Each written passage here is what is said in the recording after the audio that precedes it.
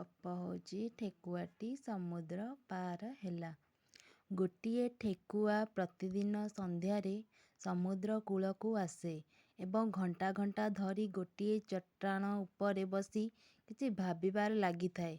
ଦିନେ ଗୋଟିଏ ସାର୍କ ସମୁଦ୍ରର ଡିଆଁ ମାରି ବାହାରକୁ ଆସିଥିଲା ଏବଂ ଠେକୁଆକୁ ଡାକି କହିଲା, ଆରେ ସାଙ୍ଗ, ତୁମେ ଏକା ବସିକରି କ'ଣ ଦେଖୁଅଛ? ଠେକୁଆଟି କହିଲା, ସମୁଦ୍ରର ସେପଟରେ ଥିବା ଛୋଟ ଛୋଟ ପାହାଡ଼ ସମୂହକୁ ଦେଖ, କେତେ ସୁନ୍ଦର ଦିଶୁଛନ୍ତି। ସମୁଦ୍ର ପାର କରି ମୁଁ ସେଠାକୁ ଯିବାକୁ ଚାହୁଁଛି। ସାର୍କ ଜୋର ଜୋରରେ ହସିବାକୁ ଲାଗିଲା ଏବଂ କହିଲା, ଦ୍ୱାରେ ବୋକା, ଆରେ ବୋକା, ତୋତେ ତ ପହଁରିବା ଆସେ ନାହିଁ, ସମୁଦ୍ର କେମିତି ପାର କରିବୁ?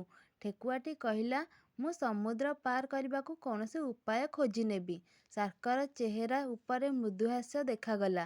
ଆଚ୍ଛା, ଦେଖିବା ତୁମେ କେମିତି ପାର କରିବ।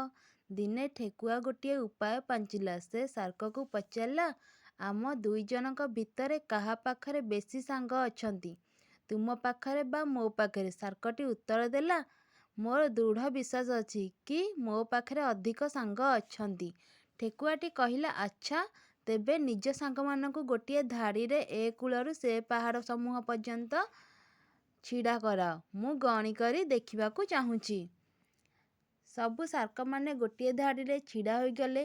ଠେକୁଆ ଗୋଟେ ସାର୍କଠାରୁ ଅନ୍ୟ ସାର୍କର ପିଠି ଉପର ଦେଇ ଡେଇଁ ଡେଇଁ ଗଲା ଏବଂ ଦେଖିବାକୁ ଲାଗିଲା, 1, 2, 3, ଶେଷରେ ସେ ପାହାଡ଼ ସମୂହ ଉପରେ ପହଞ୍ଚିଗଲା। ସେଠାରେ ଗୋଟିଏ ଚଟାଣ ଉପରକୁ ଡେଇଁଗଲା ଏବଂ କହିଲା, ଧନ୍ୟବାଦ ସାର୍କ ବନ୍ଧୁ। ବନ୍ଧୁମାନେ, ତୁମେ ସବୁ ମିଶି ଗୋଟିଏ ପୋଲ ବନେଇଦେଲ ଏବଂ ସମୁଦ୍ରକୁ ପାର କରିବାକୁ ମୋର ସହାୟତା କଲ।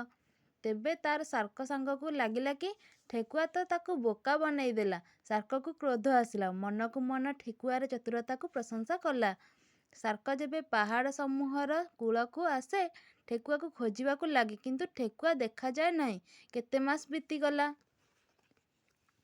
ଦିନେ ଅଚାନକ ତାକୁ ସେ ଠେକୁଆ କୂଳ ନିକଟରେ ମିଳିଗଲା। ସେ ଏକଦମ ମୋଟାସୋଟା ହୋଇଯାଇଥିଲା। ସାର୍କ ଖୁସିରେ ପାଣିରେ ଡିଆଁ ମାରିଲା। ସେ ଠେକୁଆକୁ ଡାକିଲା, ସାଙ୍ଗ, କ'ଣ ତୁମେ ଫେରିବାକୁ ଚାହୁଁଛ? ଏଇଥର ତୁମେ ମୋତେ ମୂର୍ଖ ବନେଇ ପାରିବ ନାହିଁ। ଭଲ ହେବ କି ତୁମେ ସମୁଦ୍ର କୂଳେ କୂଳେ ବୁଲିକରି ଯାଅ। ଠେକୁଆଟି ବଡ଼ ଆତ୍ମବିଶ୍ୱାସର ସହ କହିଲା, ନାଇଁ, ମୁଁ ପୁଣି ସମୁଦ୍ରକୁ ପାର କରି ଅନ୍ୟ କୂଳତକ ଯିବି। ଠେକୁଆ କେତେଦିନ ଧରି ସମୁଦ୍ର କୂଳରେ ବସି ରହିଲା ଏବଂ ଭାବିବାକୁ ଲାଗିଲା। ଦିନେ ତାକୁ ଗୋଟିଏ ନୂଆ ଉପାୟ ଦିଶିଲା।